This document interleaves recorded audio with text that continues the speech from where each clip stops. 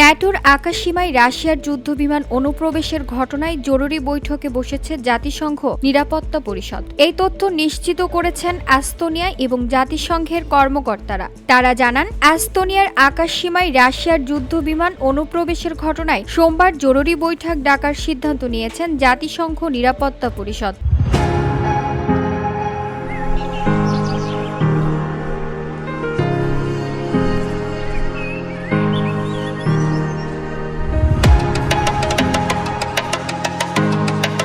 জাতিসংঘ মহাসচিবের মুখপাত্র Stefan Dujarric জানিয়েছেন, সোমবার সকাল 10টায় জরুরি বৈঠকটি অনুষ্ঠিত হবে। ইউক্রেনও বৈঠকে অংশগ্রহণের অনুরোধ করেছেন।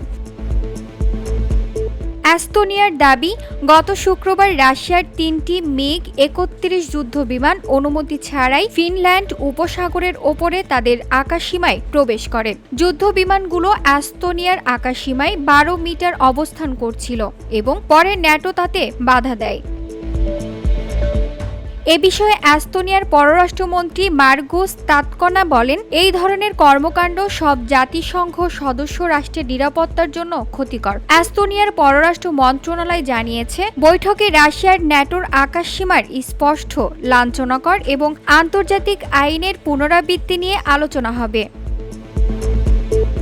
তবে রুশ প্রতিরক্ষা মন্ত্রণালয় দাবি করেছে, রাশিয়ার যুদ্ধবিমান এস্তোনিয়ার আকাশসীমায় প্রবেশ করেনি এবং সব কৌশল আন্তর্জাতিক নিয়ম অনুযায়ী পরিচালিত হয়েছে। VOD Bangla news desk.